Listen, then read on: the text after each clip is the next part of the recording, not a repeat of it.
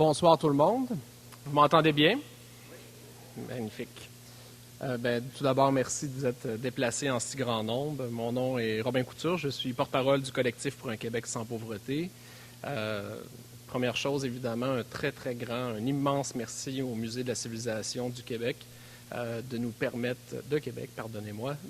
d'être ici ce soir dans cette magnifique salle pour cette conférence bien spéciale.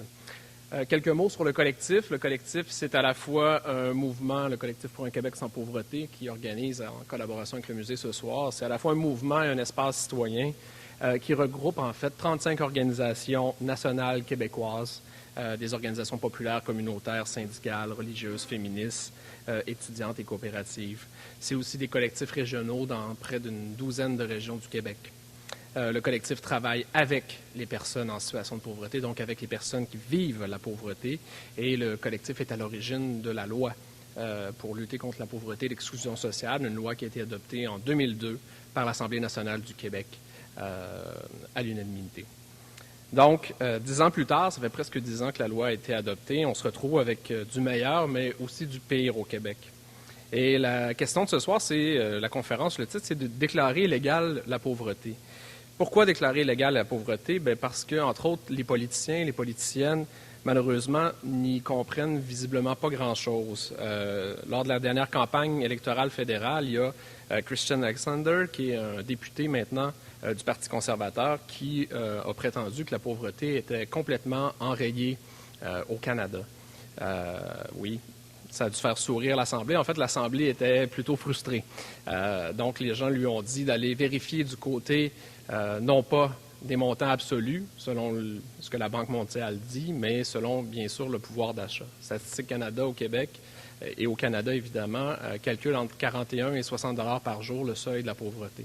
Donc, c'est clair qu'un barème comme le 2 $ par jour qu'on voit dans d'autres pays de seuil de pauvreté, ça ne tient pas ici, dans un pays aussi riche que le nôtre.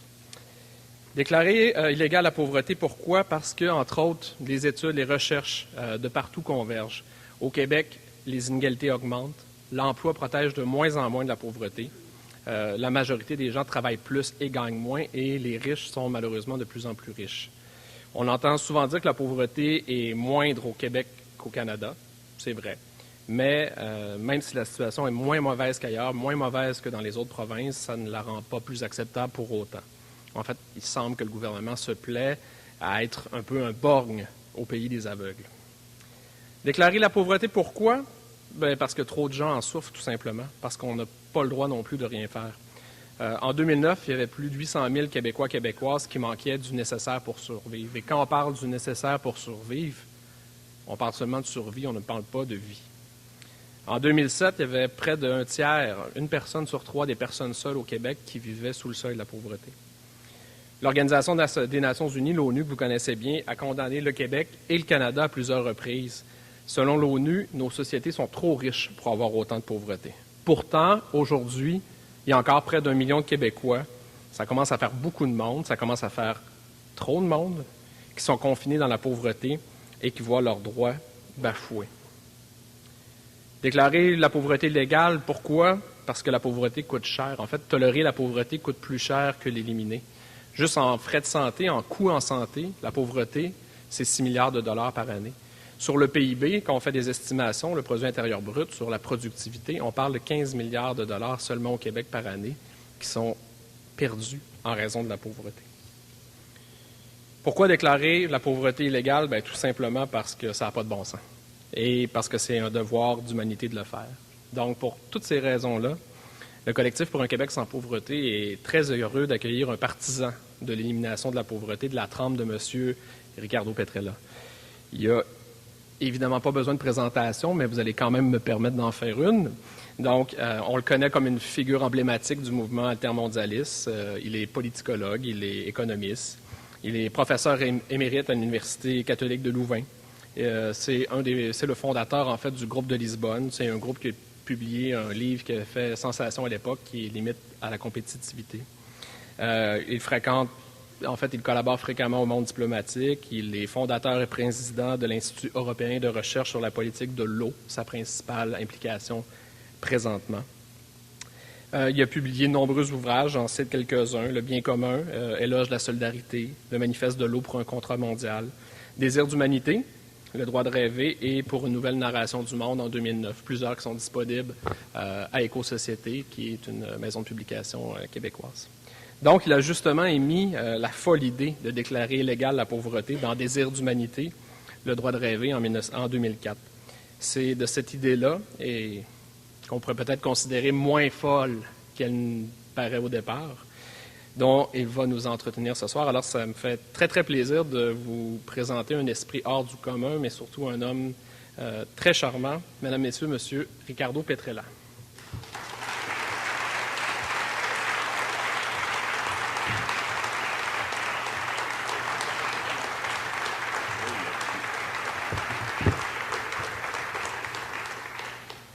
Merci beaucoup pour les applaudissements.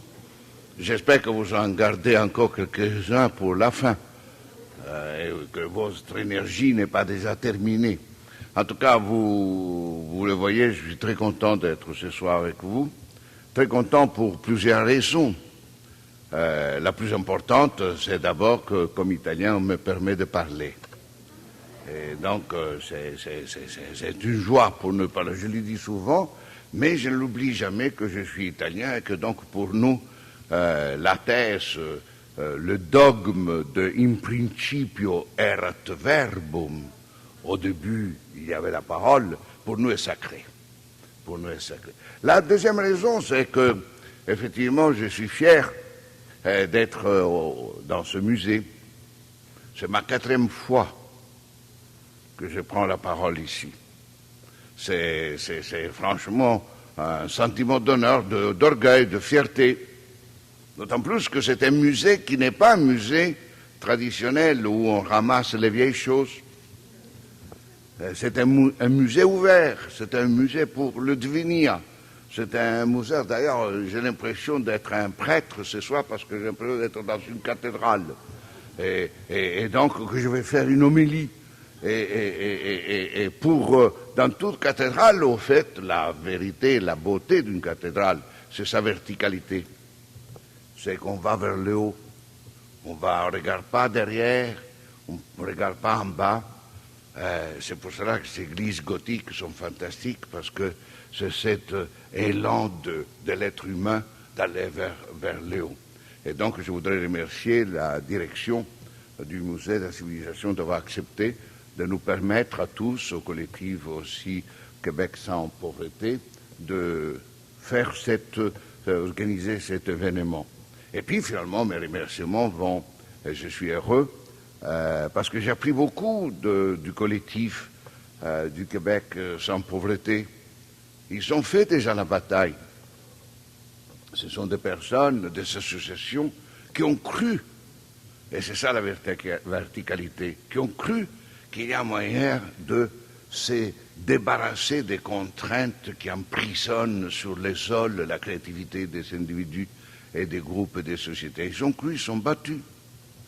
Ils ont essayé de faire une loi ici au Québec qui effectivement allait être un instrument d'éradiquer la pauvreté dans un devenir même assez lointain au Québec. Ils sont crus.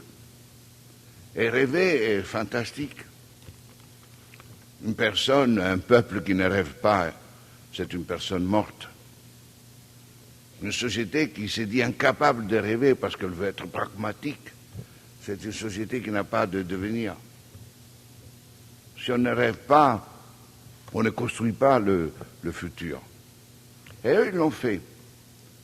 Et c'est impressionnant de pouvoir travailler avec eux dans cette perspective de nouvel élan vers construire un autre devenir, non seulement au Québec, non seulement en Amérique du Nord, non seulement en Europe, mais au fond dans cette grande réalité, dans cette grande puissance, cette beauté qui est l'humanité entière.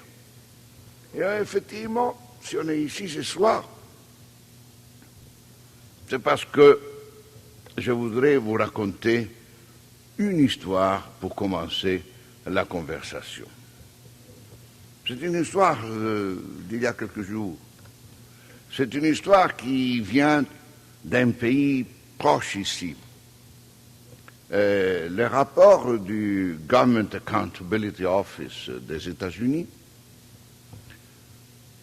a été rendu public le 26 juillet et c'était un rapport qui présentait les résultats de l'audit sur la Federal Reserve Bank. C'était la première fois dans l'histoire de la Federal Reserve Bank, qui, comme vous savez, est autonome du point de vue politique par rapport au gouvernement des États-Unis. C'était la première fois qu'on faisait une audit sur les politiques de la Federal Reserve Bank. Les résultats de cet audit sont extraordinaires. À page 131, si vous allez le voir, à page 131, on révèle que la Federal Reserve Bank, pendant la période de décembre 2008 en juin 2010, a donné en secret, sans aucune requête de taux d'intérêt, ni des modalités précises de remboursement, a donné 16 000 milliards, 16 trillions de dollars en secret à plus de 30 banques américaines, européennes, une asiatique et à quelques grandes entreprises multinationales américaines et européennes. 16 000 milliards en secret. 16 000 milliards signifie la richesse produite par les 27 pays de l'Union européenne en 2010. Pour sauver, encore une fois, les banques, si vous allez regarder ce rapport, à page 131, vous constatez que Citicorp a reçu 2,6 trillions de dollars sans taux d'intérêt, sans demande de modalité de remboursement, pour être sauvé. Pendant 40 ans, les puissants du monde ont toujours déclaré que l'économie mondiale était incapable de trouver 180 milliards de dollars par an pendant 10 ans, c'est-à-dire 1800 milliards de dollars, qui, selon la Banque mondiale elle-même, aurait permis, si on avait investi 180 milliards par an pendant 10 ans, aurait permis de donner l'accès à l'eau potable de 20 litres par jour à tous les êtres humains de la planète, de permettre à tous les êtres humains de la planète d'avoir une scolarisation obligatoire primaire et à tous les êtres de la planète d'avoir accès à 2500 calories pour l'alimentation. Je ne sais pas ce que vous pensez de ce monde, de ces puissants. Moi, je vous dis franchement, je pense qu'ils sont des criminels. Ils sont des criminels. Les 16 000 milliards de dollars se sont ajoutés aux 22 000 milliards de dollars qui, publiquement et ouvertement, les banques centrales du monde dominant avaient donné aux banques pour les sauver. Au total, entre 2008 et 2010, ils sont donnés 38 000 milliards de dollars. Pour sauver les banques, dit sauver les institutions, non. Sauver les banques signifiait sauver la valeur du capital financier possédé par les actionnaires de ces banques, et c'est tout.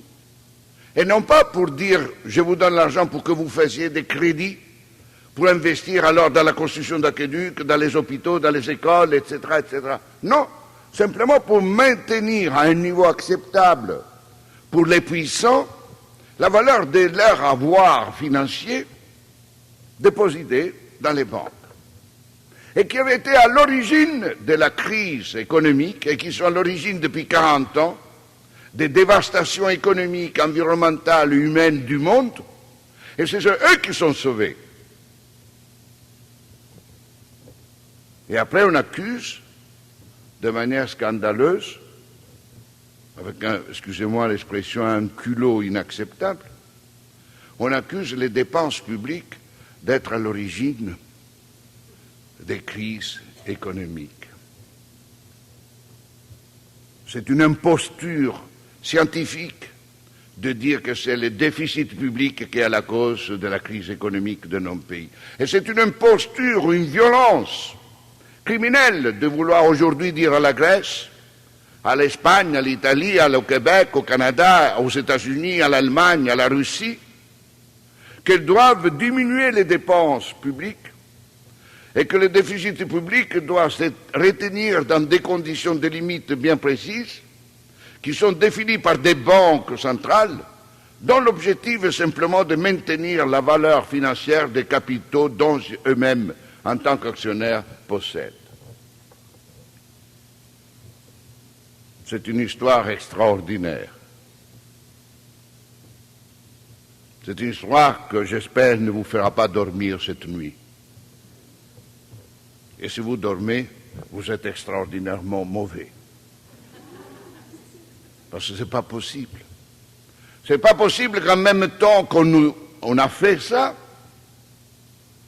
on nous dit maintenant que désormais le taux de chômage structurel, qu'on appelle frictionnel, que jadis dans les années 50-60 dans le monde occidental on considérait d'être 3, maximum 4%, eh bien maintenant on nous dit que c'est inévitable que le chômage structurel soit à 2 chiffres, soit autour de 10, 12%. 12% de la population active en chômage définitif, permanent. Cela signifie, les deux histoires le montrent immédiatement, qu'il y a une logique structurelle d'utilisation de la richesse disponible au concret, uniquement pour maintenir des processus d'enrichissement de nombres limités et par conséquent le processus d'appauvrissement du plus grand nombre, et qu'il y a des logiques de système économique de production de la richesse qui comportent l'exclusion de la capacité de produire la richesse et de pouvoir bénéficier de la richesse d'un pourcentage toujours croissant définitivement qui crée donc des mécanismes d'appauvrissement. Et c'est ça, déclarer illégale la pauvreté. Ce n'est pas tellement déclarer les pauvres illégaux, comme aujourd'hui, au contraire, c'est la tendance dominante. Aujourd'hui, on a décidé de considérer les pauvres des illégaux. Non pas simplement parce qu'on les accuse, comme il a été dit justement par Romain, on les accuse d'être eux-mêmes responsables de leur pauvreté. Vous rappelez Margaret Thatcher, la dame de fer, qui disait que si tu es pauvre, c'est parce que tu l'as voulu, et c'est ta faute. Et aujourd'hui, encore une fois, on considère que si on est pauvre, c'est-à-dire si on n'a pas une capacité d'achat, parce que c'est ça aujourd'hui la pauvreté, qui n'est qu'une petite dimension de la pauvreté et de l'appauvrissement, d'avoir pas de pouvoir d'achat pour consommer. Alors, puisqu'on n'a pas de pouvoir d'achat pour consommer, puisqu'on ne veut pas consommer, on n'est rien. Et puisqu'on n'est rien, il faut être exclu. Et puisqu'on n'est rien, il faut être éliminé de la surface, parce que sinon, on ne peut pas accepter, quand on parle de justice, de liberté, de démocratie, d'amour, de fraternité, de responsabilité, de se trouver devant 3 milliards de gens qui aujourd'hui ont un pouvoir d'achat moins de 2,25 $. C'est un cri. Et les dominants, qu'est-ce qu'ils font? Ils les éliminent. Ils ne doivent pas exister parce que c'est justement une démonstration de l'incapacité structurelle du système de permettre de garantir la vie à tout le monde. Et donc, ils doivent être culpabilisés et finalement criminalisés. Et quand on criminalise quelqu'un, on le met en prison. Et c'est ainsi que la pauvreté, c'est la prison. La prison qu'on peut laisser grandir même, à condition qu'on ne sorte plus de prison. Déclarer illégale la pauvreté, Et j'entre donc dans le cœur de mon intervention qui sera structurée en 4 points. Et je vais essayer de rester dans les limites, parce que j'ai vu déjà que le thème m'a pris, et m'a pris en faisant produire des paroles. Et donc maintenant, je dois essayer de ne pas plus me faire prendre par le thème. Et je vais le structurer, je vais l'emprisonner. Donc, dans un premier temps, je vais essayer de dire ce que signifie pauvreté aujourd'hui. Dans un deuxième temps, c'est de voir alors quelles sont toutes les conséquences des facteurs qui créent cette pauvreté. La troisième, c'est de raconter tout petit peu brièvement, parce que ça ne mérite pas tellement, sinon qu'une dénonciation, les stratégies de sortir de la pauvreté ou la stratégie de réduction de la pauvreté. La quatrième, alors, expliquer rapidement, mais c'est ça l'essentiel, la quatrième, c'est ce qu'on propose alors comme déclarer illégale la pauvreté. Alors c'est vrai que la pauvreté, aujourd'hui, est vue seulement les pauvres. Et la pauvreté est surtout considérée comme une pauvreté économique, pouvoir d'achat, on n'a pas d'argent, quoi. En réalité, la pauvreté, c'est l'exclusion, c'est l'inégalité. Quand tout à l'heure, je vous racontais l'histoire de 16 000 milliards pour maintenir la valeur des capitaux des actionnaires, etc., c'était affirmer qu'on ne trouve pas l'argent pour permettre aux gens de vivre, mais on trouvait l'argent pour permettre aux détenteurs de capitaux de maintenir la valeur de leur capital. Et ça, c'est l'inégalité. La pauvreté, c'est l'inégalité. C'est pas tellement ne pas avoir de l'argent. La pauvreté, c'est une société qui se fonde sur la nécessaire inévitabilité de l'inégalité dans les droits à la vie. En ce sens-là, devient inacceptable que cette inégalité dans le droit à la vie se traduise par effectivement un manque de possibilités d'achat de ceux qui sont considérés les biens et les services fondamentaux et qui te donnent dignité. C'est pour cela que souvent la pauvreté doit être combattue, parce que c'est l'exclusion de la dignité humaine. Les pauvres, même si se considèrent dignes, eux-mêmes aussi sont considérés par les autres indignes. La pauvreté, donc, au-delà de l'aspect économique, au-delà de l'aspect de l'inégalité, elle porte au cœur de notre vision que c'est quoi un être humain, c'est quoi la vie, c'est quoi une société. Et alors le fait qu'il y ait des processus d'appauvrissement nous pose le problème. Mais pourquoi il y a des processus d'appauvrissement, c'est-à-dire d'exclusion, de dénégation de la vie humaine, de l'être humain, de la société, du vivre ensemble? Et c'est ça qui devient pour nous une interpellation profonde. On ne veut pas, ne pas dormir cette nuit quand on a toutes ces questions devant. Et la pauvreté, c'est encore plus, c'est l'appauvrissement.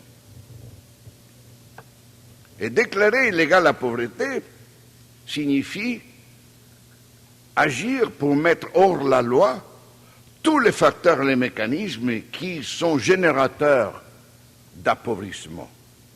Alors on constate immédiatement une autre chose fondamentale quand on pense à cette lutte pour l'éradication de la pauvreté, et donc la lutte pour l'éradication des mécanismes et des facteurs qui créent l'appauvrissement du plus grand nombre.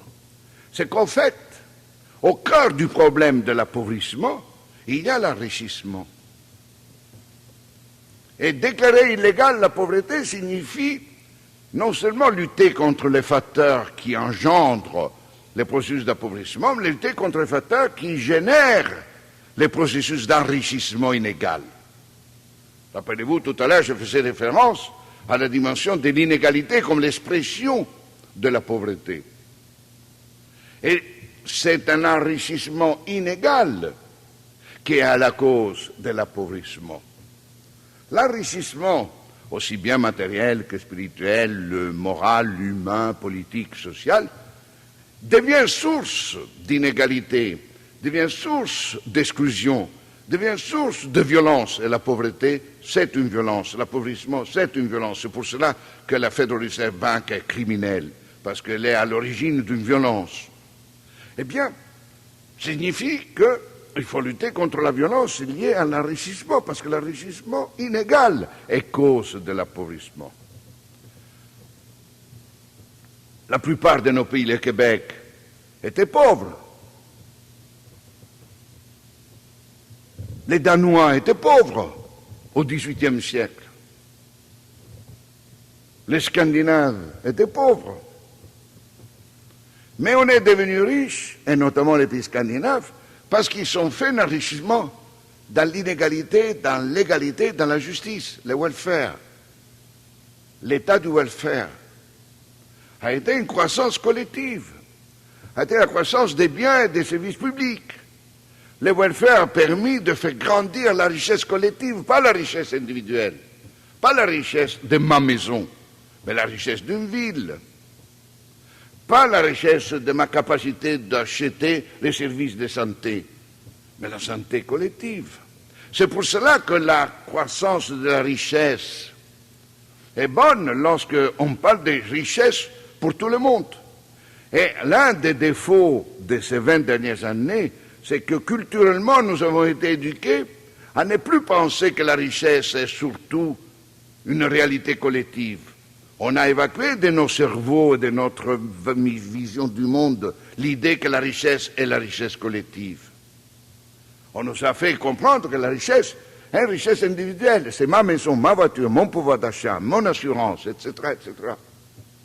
Et alors l'enrichissement, dans une vision d'enrichissement de pouvoir d'achat et donc de capitaux individuels, nécessairement est inégal. Parce que les individus sont différents.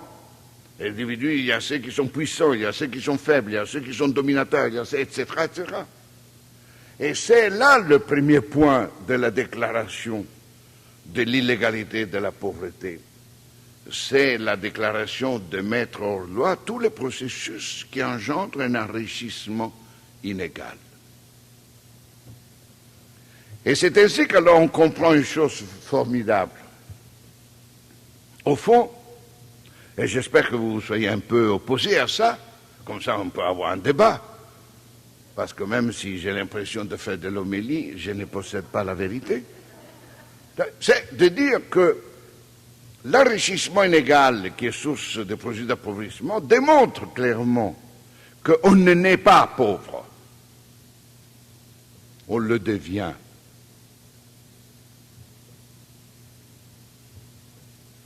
J'espère que vous ne partagez pas cette thèse, mais elle est vraie, cette thèse. Elle est correcte, on le voit dans la vie quotidienne. On est tous égaux. On est des êtres humains.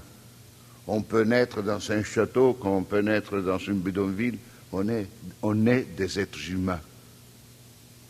On les devient si on nous laisse rester dans la bidonville. Et si par exemple on fait comme maintenant, McGill University, qui prétend de pouvoir apporter à $20 000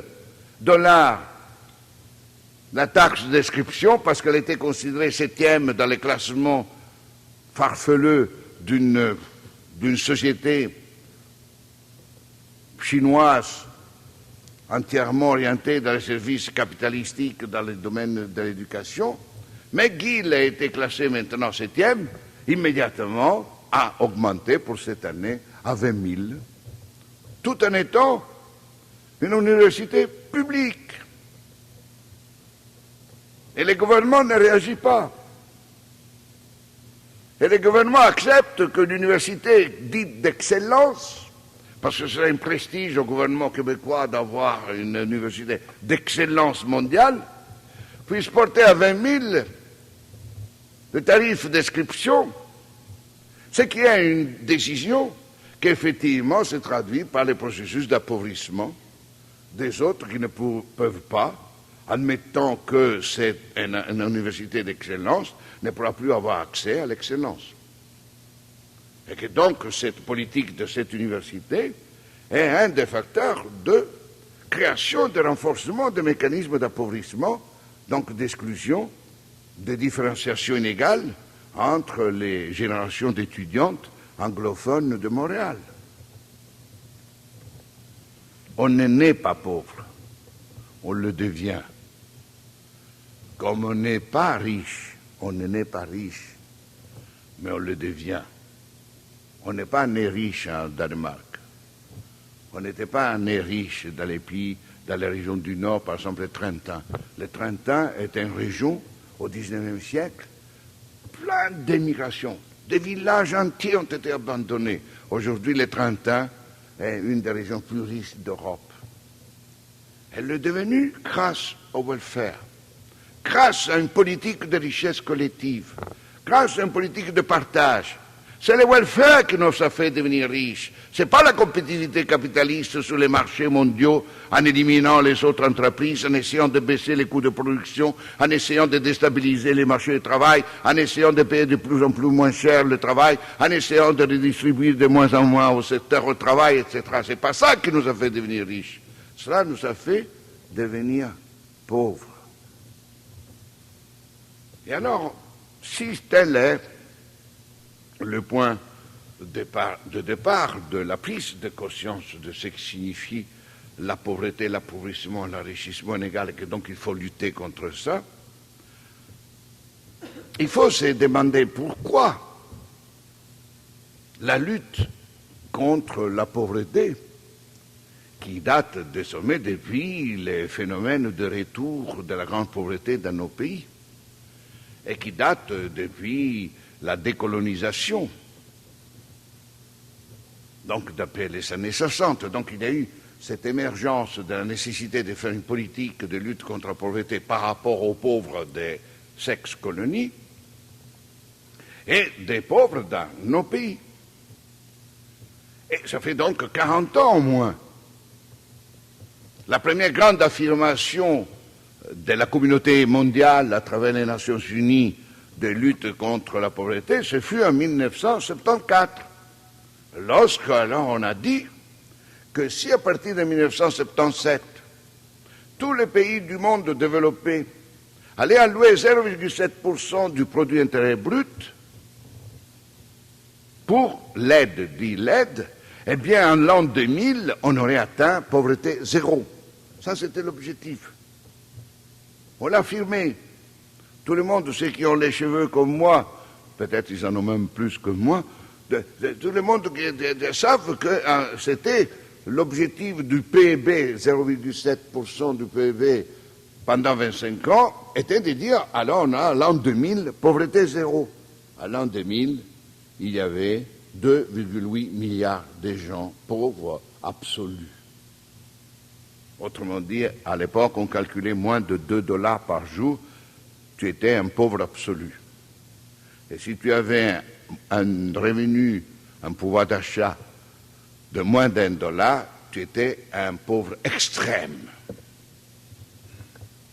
Comment ça s'est fait que nous sommes en l'an 2010 et les rapports même des organismes des Nations Unies, en prévision de la réalisation du chèque à 2015 par rapport aux objectifs du développement du millénaire, les rapports des États-Unis disent que maintenant il y a 3 milliards de pauvres absolus. Donc c'est un échec. Cela ne signifie pas que ça n'a pas été bon qu'on a essayé de faire. Je ne dis pas que tous les programmes internationaux d'aide, etc., mais vous savez, toutes les études dont on devient de plus en plus, qui sont mises à disposition de nous tous, montrent que l'aide, finalement, a aidé surtout nous. Que l'aide au développement a permis à nos industries de créer des marchés ailleurs. Et qu'au fond, même ceux qui avaient donné 0,7%, mais en réalité, la communauté mondiale n'a pas maintenu la promesse, parce que la média a été de 0,21 du PIB, qui a été dit donné en aide publique au développement. Et en réalité, les bénéfices de ces 0,21 sont revenus chez nous. Donc, pourquoi cela? Bien entendu, nous, les Nord, on dit, mais c'est parce que ces pays C'est la faute de ces pays, ils sont tous corrompus, se font des guerres, etc. Et les élites locales, corrompues, ne pensent qu'eux-mêmes, Mobutu, etc. Tunisie, Bourguiba, Moubarak. C'est vrai ça, absolument vrai. Mais c'est vrai aussi que tous ces dictateurs, regardez, même ceux derniers du Congo, ont été mis par nous, ont été soutenus par nous. Les États-Unis ont soutenu de manière incroyable le président du Congo, le président de Burundi et de Rwanda. Et le gouvernement des États-Unis savait pertinemment le génocide qui allait se préparer. Le gouvernement des États-Unis n'a rien fait. 6 millions ont été tués. 6 millions de génocides au Congo, Burundi. Les États-Unis savaient. Les États-Unis ont appuyé les présidents qui ont été génocidaires. Les États-Unis, mais aussi la France, la Belgique. Nous, on savait. On est en train de commémorer, ça fait des mois, à juste titre, et c'est juste bon qu'on le fasse, de commémorer, célébrer les victimes du 11 septembre. Ça fait des années que chaque année, on ne commémore pas les victimes de 6 millions du génocide.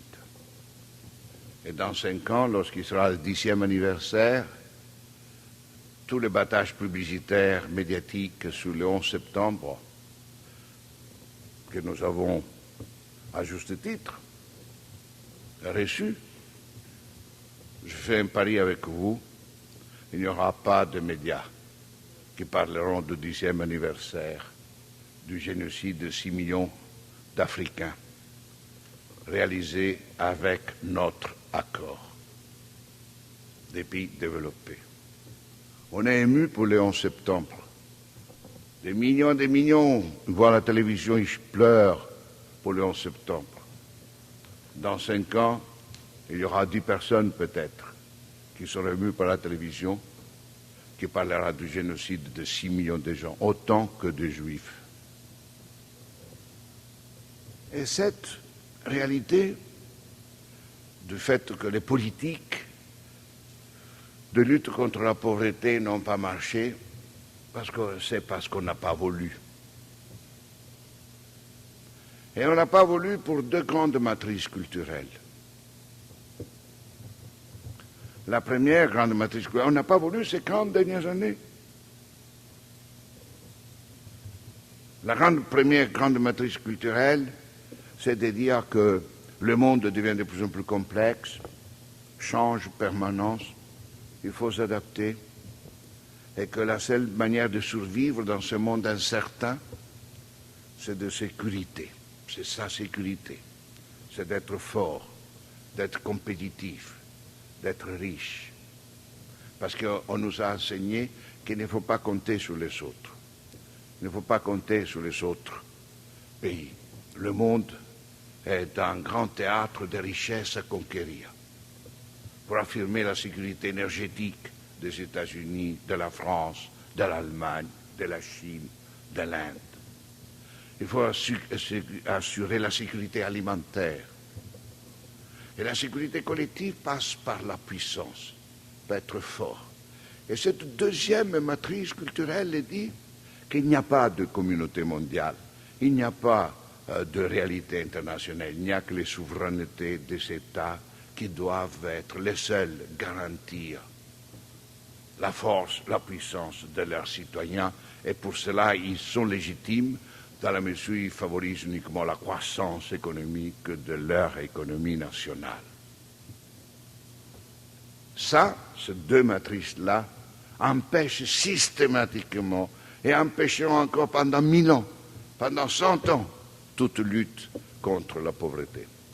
Et donc, deuxième grande proposition, si vous me permettez l'expression de dire grande proposition, c'est non seulement de dire d'une part que la lutte contre la pauvreté signifie la lutte contre l'enrichissement inégal, et donc c'est contre l'inégalité, et c'est donc contre le fait qu'on ne naît pas pauvre, mais on le devient.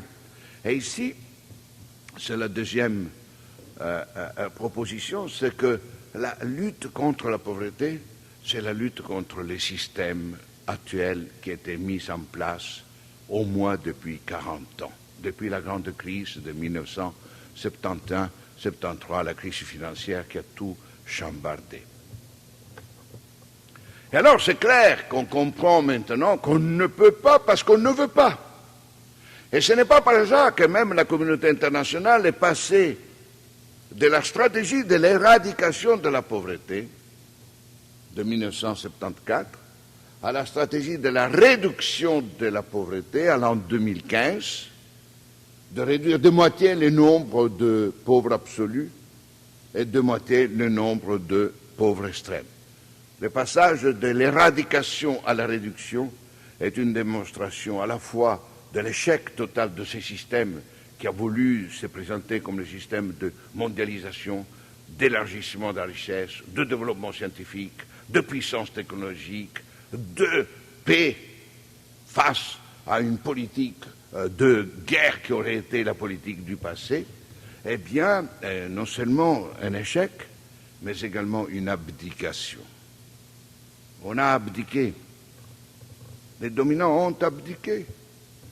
Ils n'ont plus l'objectif de l'éradication, parce qu'ils ne l'ont jamais voulu. Et maintenant, ils nous proposent l'objectif de la réduction. Et ils ne sont même pas parvenus.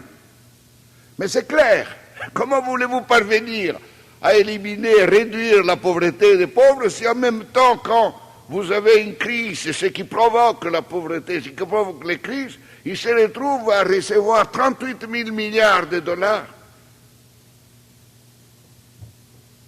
face à 1800 milliards sur 10 ans qui auraient pu être capables d'éradiquer la pauvreté. Et alors on peut donc se demander, est-il possible de songer à une véritable politique d'éradication de la pauvreté? Alors la proposition de la déclaration de l'illégal, de déclarer illégale la pauvreté, est liée à une analyse assez rigoureuse des politiques actuelles. Le temps ne me permet pas, parce que j'ai envie de faire les propositions très précises maintenant sur la déclaration illégale de la pauvreté, mais il y en a une des politiques actuelles qui me semble doivent être mentionnées parce qu'elle montre le sens de ce que les dominants sont capables et donc incapables de faire. D'ici quelques mois va se tenir à Rio de Janeiro une grande conférence qui s'appelle le Rio plus 20, 20 ans de 1992. Et vous rappelez, Johannesburg avait été la deuxième grande conférence en 2002 sur le développement, le sommet de la Terre, etc. Et maintenant, en 2012, on va de nouveau à Rio pour célébrer les politiques qui devraient nous permettre d'arriver finalement au développement durable. Et les deux objectifs fondamentaux de Rio plus 20 sont effectivement présentés par les dominants: le développement durable pour le monde, sauvons la planète, l'éradication de la pauvreté, sauvons l'humanité. Quel est le cœur de leurs propositions sur lesquelles ils sont en train de travailler? The Green Economy. La proposition culturelle, politique, de civilisation que nos dirigeants vont soumettre à leur débat, après avoir déjà tout discuté, c'est de dire « The future of the world is the green economy ». Et un des sous-titres de leur présentation, c'est « Green Economy for the Sustainable Development in the context of poverty eradication ». Je vois que beaucoup d'entre vous déjà sourire, ça me facilite le travail. Le Green Economy, c'est clair, ils l'ont dit, ils l'ont répété dans tous les temps, toutes les choses, c'est comment continuer à produire davantage de richesses pour les détenteurs de capitaux avec moins d'impact sur la ressource naturelle. Ça, c'est le Green Economy. Comment parvenir à réduire l'impact anthropique sur l'accessibilité, disponibilité, la qualité, l'utilité des ressources naturelles de la planète, donc on diminue l'impact, tout en continuant à créer de la richesse pour les détenteurs de capitaux. Vous pouvez imaginer que le mécanisme qu'on adopte pour ça, c'est quoi?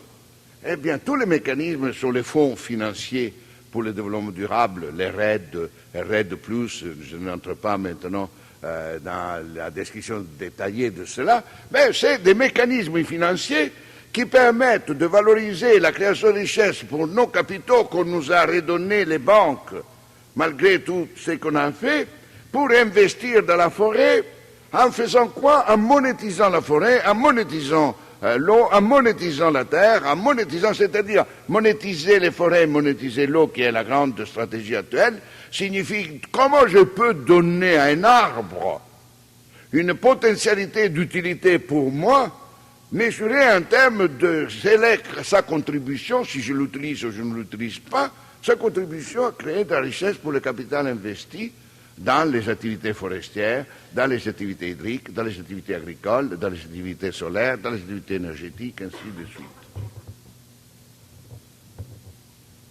Signifie continuer et même renforcer la logique que la planète devient un ensemble de ressources naturelles, artificielles et humaines à exploiter et que je peux donc utiliser de manière prédatrice dans l'objectif d'augmenter l'utilité individuelle de l'exploitation des ressources disponibles. Et c'est pour cela qu'à l'heure actuelle, au Canada, aux États-Unis, en Europe, tout le slogan principal est devenu a Resource Efficient World, Resource Efficient Europe, Resource Efficient Canada, Resource Efficient Montreal. Cela ne fera qu'accentuer les mécanismes d'appauvrissement et de retour à une croissance mondiale prédatrice et inégale.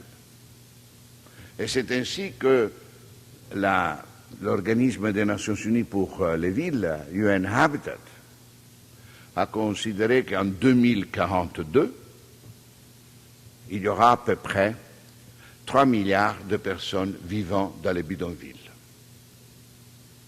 c'est-à-dire les villes de la non-ville, les cités des non-citoyens. Et on n'imagine pas qu'en 2042, il puisse y avoir un monde sans bidonville.